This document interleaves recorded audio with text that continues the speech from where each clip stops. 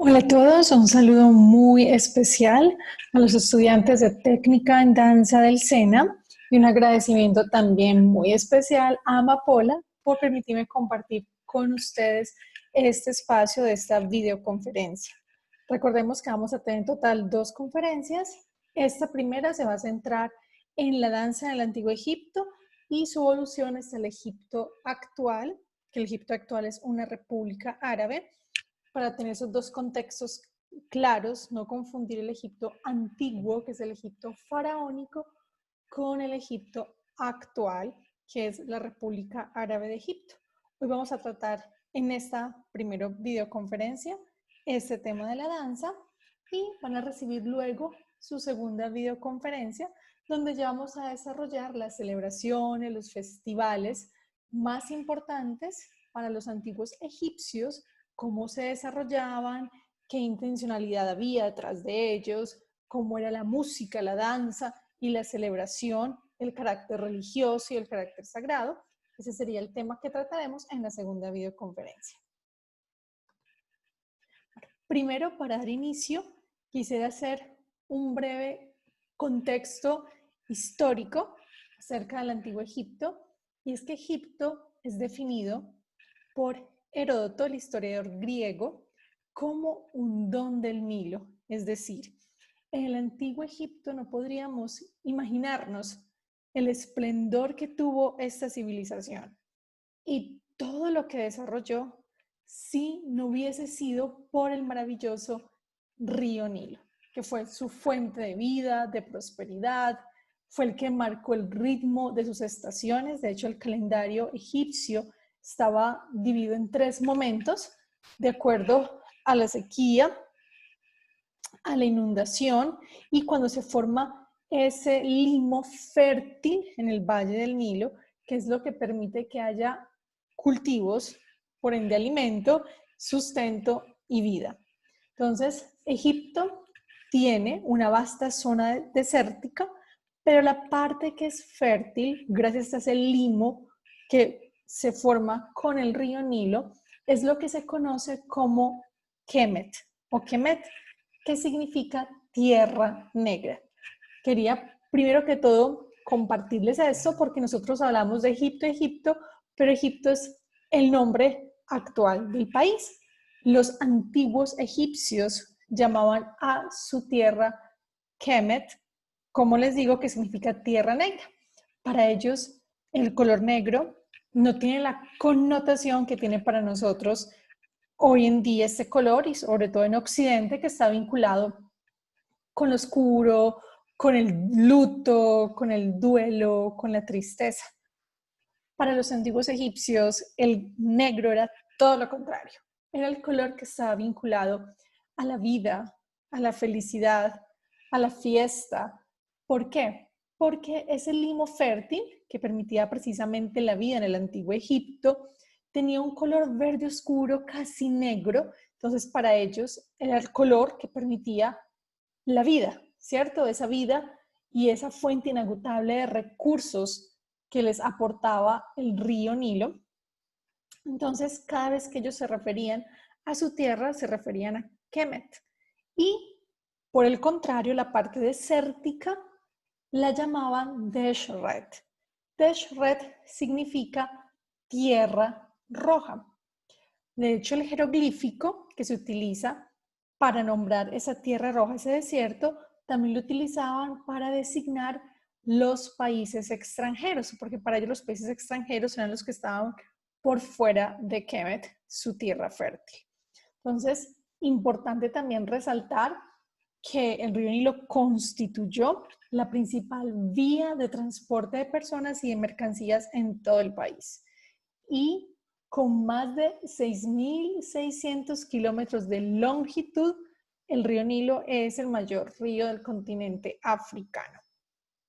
Y por mucho tiempo se habló de que era el más largo del mundo, pero luego se han hecho investigaciones recientes en las que el río Amazonas le gana, digamos, en longitud, pero es el río mayor del continente africano y uno de los más importantes, obviamente, del mundo.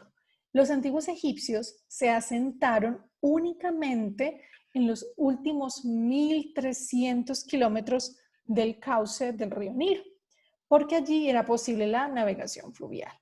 Entonces, como les decía, tener en cuenta los dos conceptos de Kemet y de Shred. Bueno, así como el negro era el color con el que ellos vinculaban la vida, lo fértil, la prosperidad, la regeneración, el color para ellos que estaba relacionado con lo árido, con lo estéril, con la desolación, con lo triste, era el color rojo, porque ese era el desierto, la tierra roja.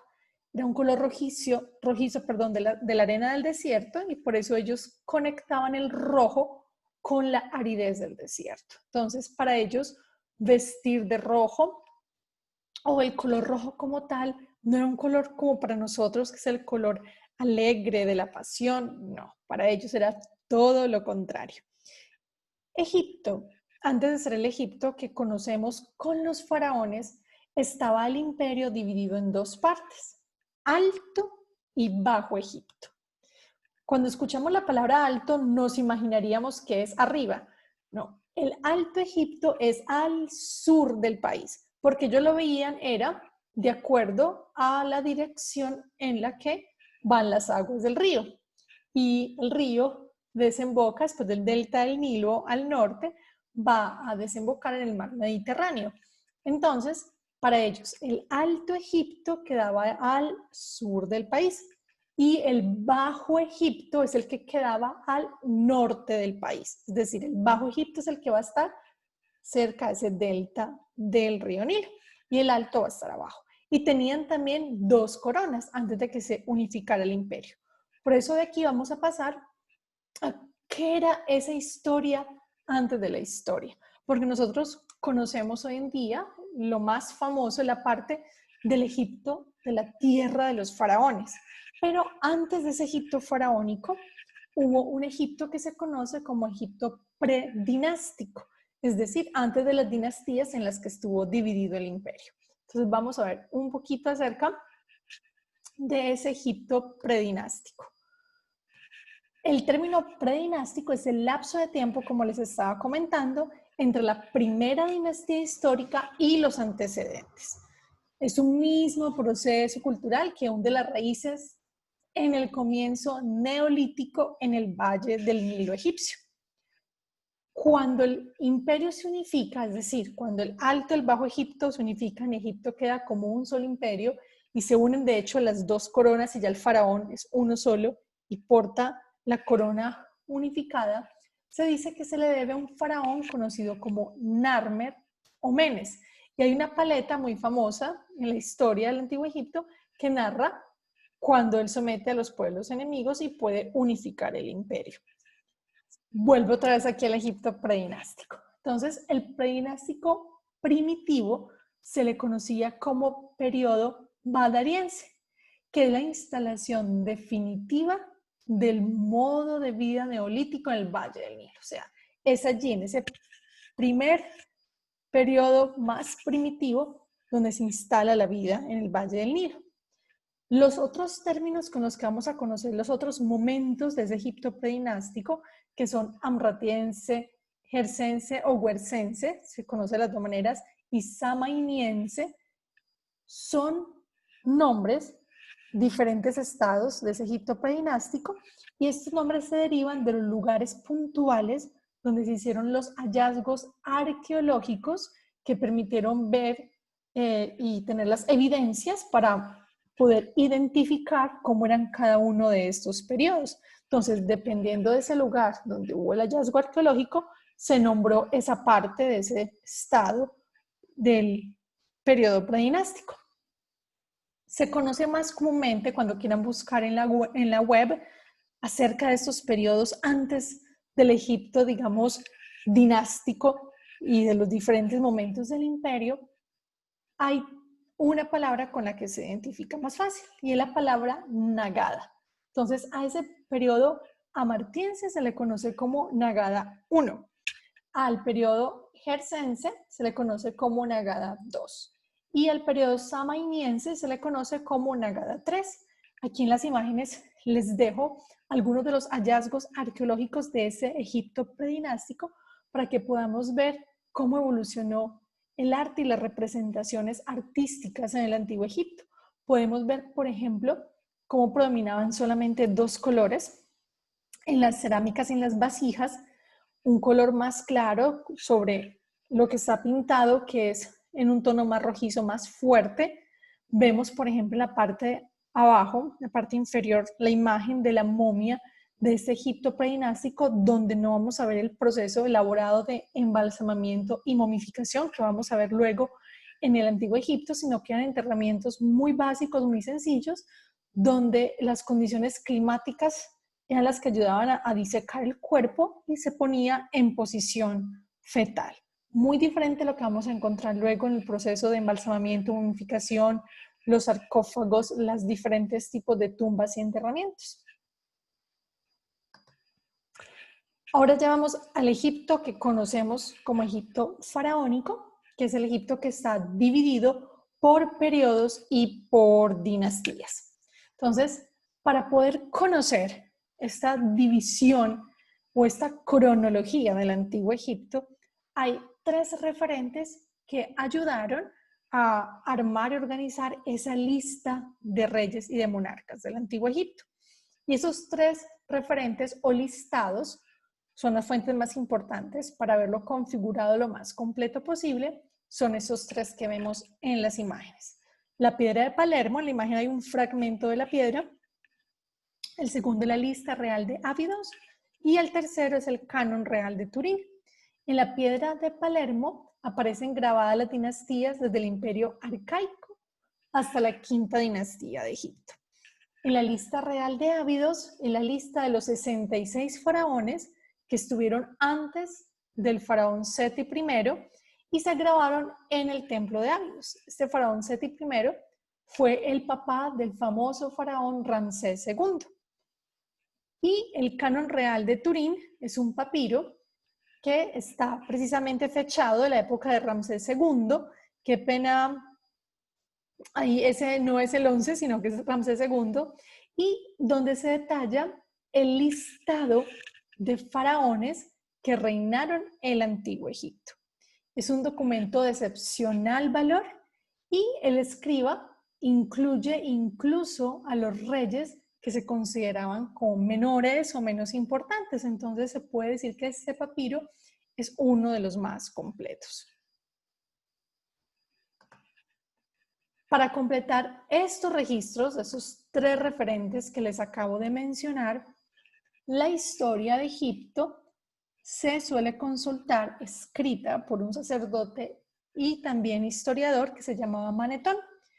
Este sacerdote e historiador lo que hizo fue agrupar a todos los gobernadores del Antiguo Egipto en 31 dinastías o familias gobernantes.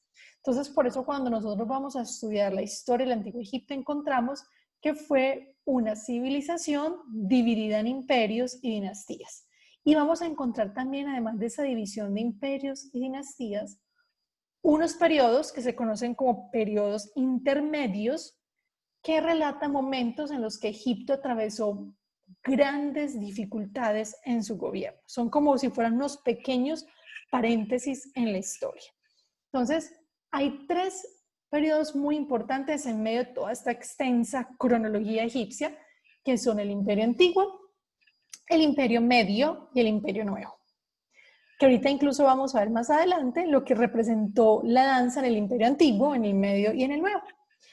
Tras el tercer periodo intermedio, vamos a encontrar con un periodo que es tardío y luego un periodo greco-romano. Hay que tener en cuenta que, por ejemplo, dentro de ese periodo tardío hubo otros periodos. El periodo saíta, el primer periodo persa, es decir, cuando Egipto fue dominado por los persas, luego un periodo que se conoce como periodo indígena, y luego un segundo periodo persa. Ahí hablamos de una primera dominación y segunda dominación. Qué pena, hago un paréntesis aquí, que por el tipo de letra dentro de la presentación, ahorita se los corrijo para las memorias de la conferencia, les aparece como un 11. Realmente serían el número 2 en romanos. y el periodo greco-romano, que tiene el periodo helenístico, donde están las dinastías macedónica y tolemaica, y ya luego cuando cae el imperio egipcio y Egipto pasa a ser anexado a Roma. Recordemos que la última reina que tiene el imperio egipcio es Cleopatra VII. La famosa Cleopatra que estuvo con Julio César, luego con Marco Antonio, es Cleopatra VII. Ella es la última reina de Egipto. Tras su muerte, ya pasa Egipto a ser un anexo del Imperio Romano, que es importante tener en cuenta esto. Ahora sí, como les decía, vamos a coger esos 3 momentos más importantes de la cronología para ya conectarlos al tema que nos convoca hoy, que son los orígenes de la danza en el Antiguo Egipto. Entonces, ¿qué referentes o qué evidencias se tienen para poder comprender cómo era esta práctica de la danza en el Antiguo Egipto? En el Imperio Antiguo hay una mastaba muy famosa. Bueno, primero les defino qué es mastaba. Mastaba es tumba. Los egipcios tuvieron 3 formas muy conocidas de hacer sus enterramientos o sus tumbas, y son, primero las pirámides como última morada del faraón. Luego fueron las mastabas, que de hecho la palabra mastaba traduce banco o banca, porque se asemejaba su estructura externa, se asemeja a los bancos o las bancas que había fuera de las casas. Las pirámides sabemos que es una superestructura, ¿cierto? Y que dentro de las pirámides se encontraba esa cámara funeraria donde estaba el sarcófago de piedra en el cual se depositaba el sarcófago de madera con la momia del faraón. Las mastabas constan de 2 partes, bueno, de 3 partes principales. La estructura que es visible, que es una forma de una banca o de un banco, por eso se llama así mastaba, y la parte subterránea, donde iba a estar la tumba y el sarcófago, y en la parte que es visible vamos a encontrar una capilla para ofrendas. Una de las mastabas más famosas es de la dinastía Sexta y perteneció a Mereruca, que era un noble, de hecho era un canciller del faraón Teti. Y su tumba es una de las más esplendorosas en Saqqara y es una bella muestra del gusto por la danza. Vamos a ver varias dependencias de esa mastaba que están decoradas con imágenes referentes a la danza. En la sala de la música y la danza hay diferentes estelas pintadas con escenas de hombres y de mujeres bailando. En el piso de abajo aparecen 6 hombres aplaudiendo, 4 grupos de mujeres haciendo diversas evoluciones. En el piso superior 6 mujeres aplauden y 8 compañeras bailan con los brazos en alto. Esa es la descripción de una de las imágenes que se encuentran en los muros pintados en la tumba. En la sala principal vamos a ver varias mujeres que ejecutan la danza de los espejos, sosteniendo en las manos símbolos que están conectados con la diosa Hathor. Ahorita vamos a ver por qué es tan importante esta diosa en la danza en el Antiguo Egipto. ¿Qué se podía conectar con Hathor? Hathor se representa iconográficamente de varias formas. Cuando es totalmente zoomórfica, es decir, su representación con un animal, es representada con una vaca que entre sus cuernos tiene el disco solar de Ra. También se representa como una mujer con orejas de vaca, los cuernos de la vaca y el disco solar. Y muchas veces se coloca su rostro dentro de un instrumento musical de percusión que era uno de los más importantes en todos los rituales, que se conoce como sistro. Más adelante vamos a ver la imagen del sistro. Entonces las mujeres sostienen en sus manos símbolos que están conectados con la diosa Hathor. En esa misma instancia, en la parte que está reservada a la esposa de Mereruca, hay un relieve en el que aparecen mujeres en grupos de 2. Unas se balancean mientras otras están haciendo o llevando el ritmo con las palmas, y las danzas masculinas se notan o se perciben en estas ilustraciones más tranquilas y de grupos simétricos. Vamos ahora al imperio. Bueno, otra cosa importante en el imperio antiguo.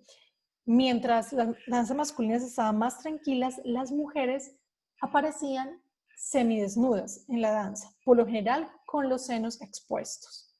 En el Imperio Medio, que es durante las dinastías número 11 y 12, se realizaron pequeñas estatuillas funerarias en madera que eran reproduciendo en ese momento la vida cotidiana, sirvientes, navegantes, danzarinas, músicos, soldados, artesanos, señores, y también los nobles y faraones, especialmente los primeros, los nobles, ordenaron que sus tumbas tuvieran en la decoración representaciones de danza. Los antiguos egipcios, cuando tenían su ajuar funerario, era muy normal que fueran enterrados con unas figuritas mumiformes, es decir, como si fueran unas pequeñas momiecillas, que se conocen como ushbits. Esas figuritas, por lo general, venían con instrumentos de labranza en las manos, porque ellos, cuando pasaban el juicio del alma en el inframundo egipcio, que se conoce como la Duat, y el alma pasaba este juicio, ellos necesitaban primero conservar muy bien su cuerpo, por eso la importancia del embalsamamiento y la momificación, para que su alma pudiera volver a habitarlo nuevamente y tener vida eterna. Los egipcios eran una civilización no obsesionados con la muerte, como muchas veces se hace la lectura en Occidente, sino realmente obsesionados por la vida, por la inmortalidad. Entonces, preservar el cuerpo era muy importante para ellos, debido a que si preservaban bien su cuerpo, lo habitaban nuevamente al pasar el juicio y tendrían así vida eterna. Ese lugar o el paraíso para ellos se llamaba Aru, los campos fértiles de las cañas, que también Osiris, además de ser el dios del inframundo, de la Duat, era también el regente de este mundo. Entonces, estas figuritas con las que estaban ellos enterrados en su ajuar funerario eran sus obreros o sus trabajadores para el más allá. De hecho, el nombre de Ushabit significa los que responden. ¿Qué quiere decir esto? Para que ellos en su vida eterna no tuvieran que hacer labor ni trabajar, porque supuestamente en esa vida era solo dicha, gozo, plenitud. Y ellos imaginaban ese paraíso, que sería, digamos, el concepto de cielo judeocristiano. Ellos se lo imaginaban precisamente como un Egipto, pero Kemet, la parte de la tierra fértil, en el que las aguas del Nilo siempre estaban en la medida perfecta, es decir, no sufrían ni periodos de sequía, ni periodos de inundaciones muy violentas, sino que estaba siempre perfecto, donde todo era paz, todo era dicha, y por eso tenían esas figuritas para que hicieran sus trabajos en el más allá. Ahora vamos al Imperio Nuevo. En el templo de Amón, en Karnak, se encontró un bloque de granito con relieves hecho bajo el reinado de la famosa reina Hatshepsut, que esta reina es la que se conoce como reina faraón, porque cuando sube al trono, ella se proclama a sí misma faraón. De hecho, la reina Hatshepsut usaba una barba falsa para darse aún más esa imagen de faraón. Eso es en la dinastía 18, que es una de las dinastías más esplendorosas en la historia del Antiguo Egipto. Ahí vamos a encontrar en este templo de Amón en Karnak numerosos músicos con panderetas acompañando a bailarinas acróbatas haciendo el puente o lo que se llama como un arco en danza cuando se dobla el cuerpo y el cuerpo queda como una especie de arco. Y bueno, vamos a encontrar esas representaciones divididas en dos niveles. Vamos a ver también cómo cuelgan en ese momento los cabellos y se arrastran por el suelo. En el Valle de los Nobles también se han encontrado tumbas con motivos pintados en sus paredes reproduciendo escenas de la vida cotidiana que tenían como un fin promover a sus moradores todos los placeres que pudiesen necesitar. Es decir, ¿por qué las tumbas tenían que tener tanta decoración de danza, fiesta y júbilo? Porque querían encontrarse precisamente con esos placeres en el más allá. Por eso tenían que tallarlos o dibujarlos en sus tumbas. Cuando es tallado, es que hablamos de bajo relieve, es decir, que vemos como si fuese la representación hundido, y alto relieve es cuando vemos que lo que está tallado en la piedra sobresale. o cuando está pintado, ¿cierto? En la tumba de Nak, que es un personaje muy famoso porque fue escriba, sacerdote, jefe de los graneros, encargado de las viñas del rey durante el reinado de Tutmosis IV, también de la dinastía 18. Allí vamos a encontrar, es la tumba, digamos, por excelencia, junto con la de Mereruca en el Imperio Antiguo, pero la de Nak es la tumba más rica en representaciones de danza y música. Vamos a encontrar allí el movimiento de la bailarina, el contraste del movimiento de la bailarina con los músicos en ejecución, tocando los instrumentos musicales, la bailarina casi desnuda y enjollada, como se acostumbraba en las fiestas de esta dinastía 18, y la diferente orientación que tenían los rostros, vamos a ver los perfiles hacia ambos lados, representados allí, acentúan el dinamismo de la silueta de la bailarina. De estos mismos años también data la tumba de Orenheb, que es un faraón también de esta dinastía 18. En esta se representa a un bailarín nubio, en el que se destacan los rasgos faciales de su raza. Los nubios eran de raza negra y el estilo obviamente desconyuntado, de las danzas negras.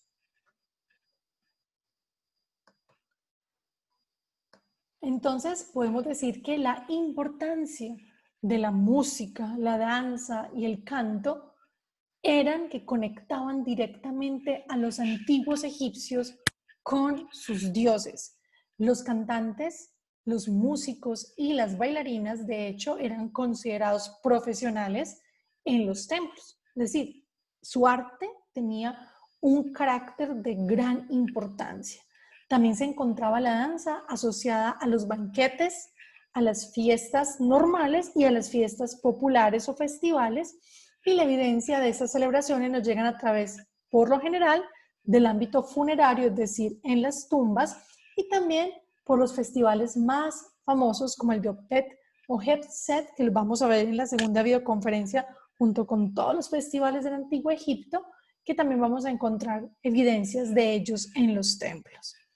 En Luxor y Saqqara vamos a ver tumbas decoradas con banquetes en el más allá, en los que el difunto, como les comentaba anteriormente, está disfrutando con sus seres queridos, y al estar rodeado de bailarines, músicos, mucha comida e incienso, está celebrando no solamente su vida, sino el paso al más allá y por ende su vida eterna.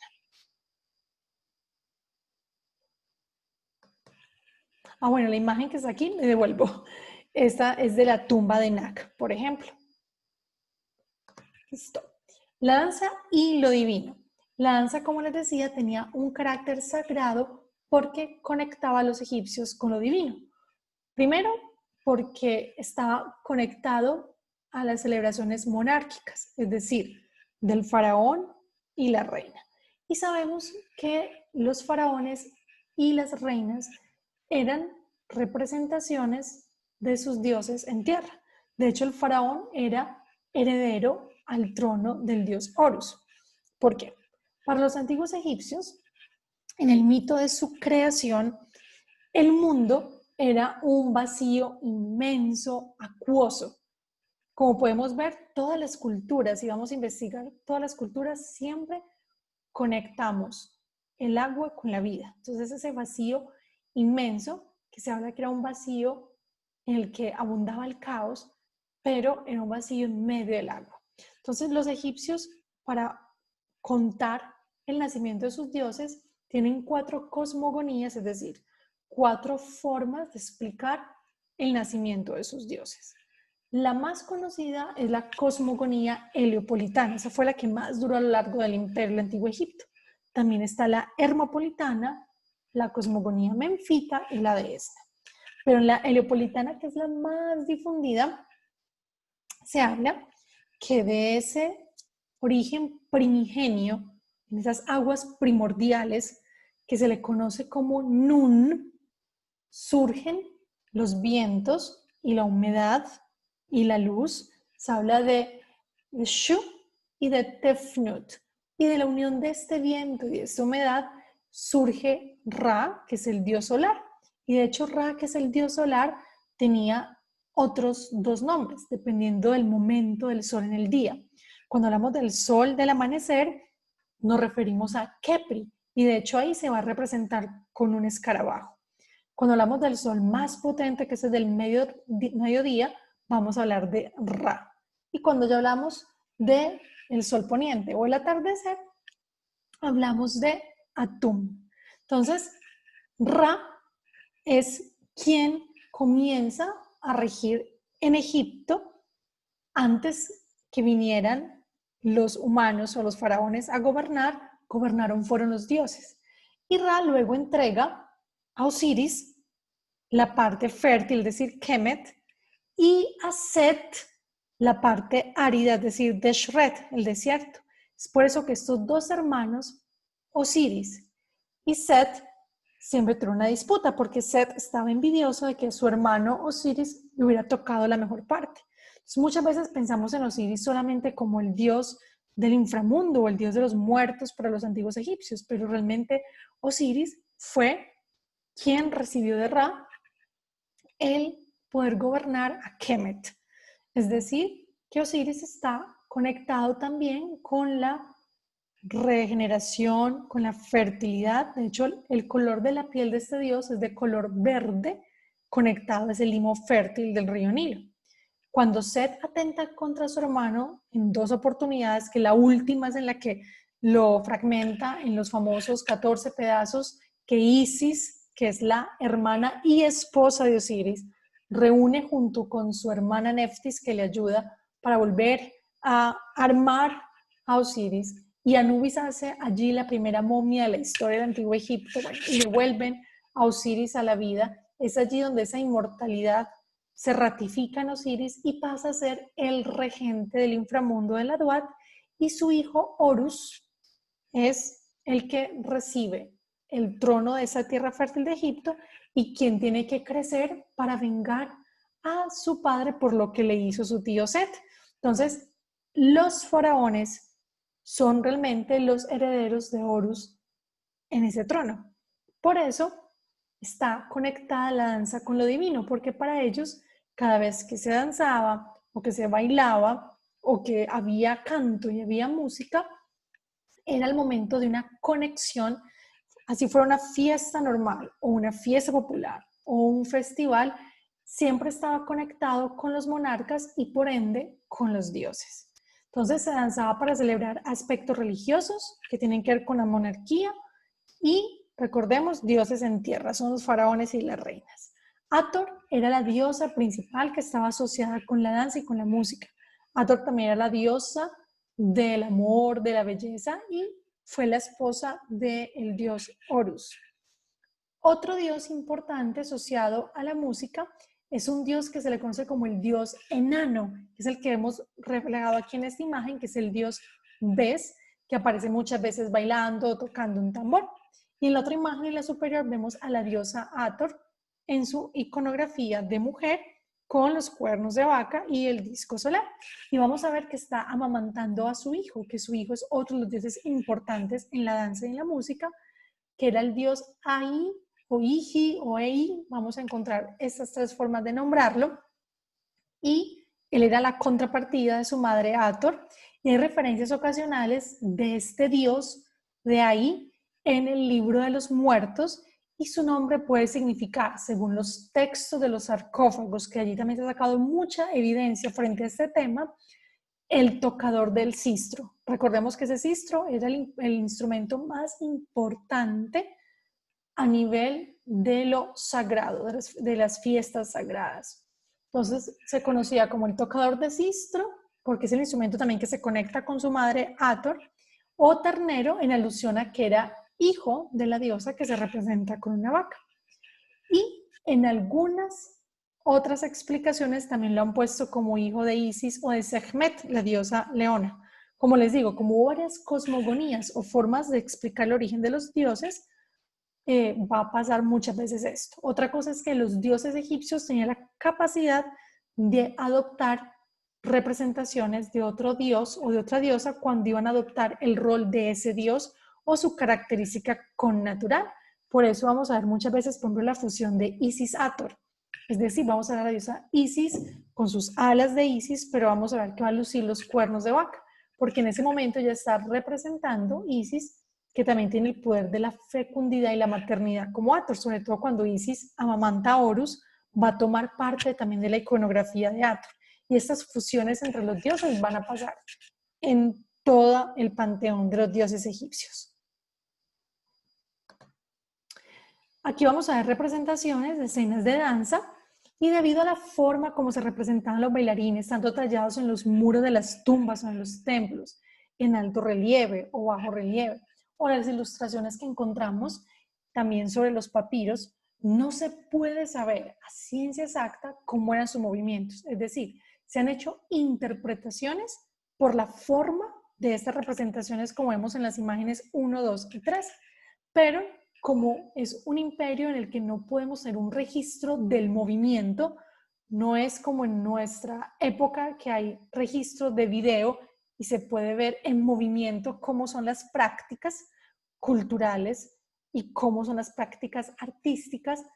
Todos son representaciones que son de hecho estáticas totalmente. Entonces no podemos decir a ciencia exacta cómo eran cada uno de sus movimientos o cómo se verían en secuencia dentro de una danza estos movimientos. Entonces es importante tener en cuenta esto, que las evidencias nos muestran la forma de sus danzas, sus ropas, el carácter sagrado, divino, religioso o festivo de la danza, pero no podemos saber cómo eran perfectamente las secuencias de esos movimientos. Entonces es importante entender que esas evidencias nos muestran las escenas de las tumbas, de los templos, donde más hay registros de danza, pero que no podemos decir cómo era con precisión la ejecución de sus movimientos. Lo que sí se puede decir es la conexión de la danza y las acrobacias. ¿Por qué? Porque en los bajos relieves de los templos nos muestran que el baile era parte obligatoria de las procesiones y las fiestas de la cosecha o la vendimia, es decir, cuando se recoge la uva que ya está lista para fabricar el vino. Y con el tiempo, la danza y la música se convirtieron en uno de los elementos más importantes de la vida espiritual y de la vida social. Los antiguos egipcios les gustaba mucho la danza acrobática, por eso les decía ahorita que se veían las mujeres arqueadas como en la forma de un puente con su cuerpo y que el cabello estaba ya colgando en el suelo. Y ellos apenas distinguían entre el baile propiamente dicho, como lo conocemos hoy, y los ejercicios gimnásticos de considerable dificultad. Los bailarines solían actuar casi desnudos y las mujeres llevaban vestidos muy ajustados y transparentes con los senos descubiertos. Los bailes podían ir acompañados de cánticos, música y a pesar de la gran cantidad de instrumentos que se conocían y se utilizaban como tambores, panderetas, flautas, cuernos, trompetas, laúdes, liras, sistros, que es el que vemos acá, del instrumento que tanto les he hablado, y que lo conectaban con la diosa Hathor, como vemos dentro del instrumento. Está el rostro de la diosa Hathor como mujer con las orejas de vaca. Entonces, los bailes que estaban acompañados por esos cánticos y por la música, a veces la música, aunque hubiese tantos instrumentos, ocupaba un lugar secundario, porque era el acompañamiento de la danza, del canto o la declaración, y no la practicaban por el gusto de ella misma, es decir, no practicaban la música de forma aislada. No concebían los egipcios la música sin la danza o sin el canto, como algo que podríamos hablar ahorita en nuestra civilización actual de la música instrumental, por ejemplo. Para ellos tenía que estar acompañada del canto o de la danza. Danza en el Egipto actual. Entonces, ya vamos a hablar de este Egipto que es la República Árabe de Egipto. La danza egipcia de la que tanto se habla no es la danza del Egipto faraónico, es la danza actual de la República Árabe de Egipto. La danza árabe, que se conoce como Raqs Sharqi o danza del vientre, de hecho se le conoce con este nombre, danza del vientre, gracias a los franceses que colonizaron países árabes y al ver que el vientre y las caderas eran las partes del cuerpo que más se destacaban en el movimiento de dicha danza, fue que la nombraron así. Esta danza está presente en todos los países árabes, pero cada uno tiene un estilo propio. En el Valle del Nilo, por ejemplo, vamos a encontrar la danza clásica egipcia, que es la conexión más directa que puede encontrarse con los faraones, gracias a los coptos, quienes son una minoría en Egipto y tienen la religión cristiana de la iglesia copta.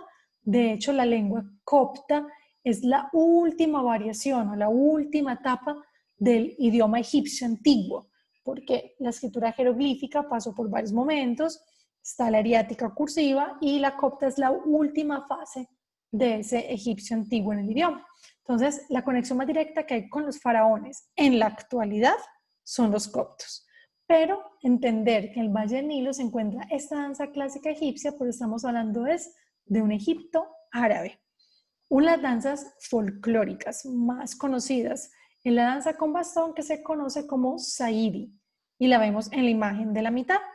En la década de los años 20 fue como la época de oro en la danza del vientre en el Egipto, de la República Árabe y de la danza clásica egipcia, porque recibe influencia de Occidente a través del ballet clásico, sobre todo en la forma de poner los brazos y el desplazamiento de escenario. A diferencia de la danza marroquí, por ejemplo, la danza marroquí no tiene desplazamientos grandes en escenario, sino que son pasos mucho más precisos. La cantante egipcia más famosa de esa época era Kulthum. De hecho, ella cantaba muchas veces improvisando con su orquesta y algunas veces dicen que se subió al escenario vestida de hombre para tener más posibilidades de cantar. Y su música sigue siendo muy utilizada en la danza del vientre hoy en día. Ella fue como el ícono de la música y el canto en el Egipto de los años 20. Entonces, otra vez tener clara esta premisa. La danza egipcia actual no tiene ninguna relación con la danza del Egipto faraónico. Vamos entonces llegando ya a nuestras conclusiones. La danza del Antiguo Egipto alcanzó gran difusión, técnica y perfección y se transformó desde parte del ritual sagrado hasta ser una parte fundamental e integrante de cualquier festejo o actividad social. Hemos visto que era considerada como un espectáculo placentero, tan importante y tan placentero que era digno de ser conservado incluso más allá de la muerte, es decir, en la otra vida, al mismo tiempo que seguían cuidando su significado religioso. Los bailarines, en un principio sacerdotes y sacerdotisas, se van profesionalizando hasta convertir la danza en una profesión digna, como les comenté, eran los profesionales de los templos, y considerada que continuará a lo largo de la historia del Antiguo Egipto. Mezclando la tradición faraónica con las culturas que luego fueron asentándose en el Valle del Nilo y el desierto, es que vemos cómo va evolucionando esta danza. Muchísimas gracias por su tiempo. Espero que hayan disfrutado de esta videoconferencia. Les dejo mi correo electrónico elizabeth.norena@egiptologiamedellin.com y también mi sitio web www.egiptologiamedellin.com, donde pueden encontrar más información o pueden contactarme para ampliar conceptos, dudas o comentarios. Les dejo también mis redes sociales para que puedan seguirme en Instagram, Twitter y Facebook y podamos estar en contacto. Nuevamente, muchísimas gracias y les deseo un excelente resto de día.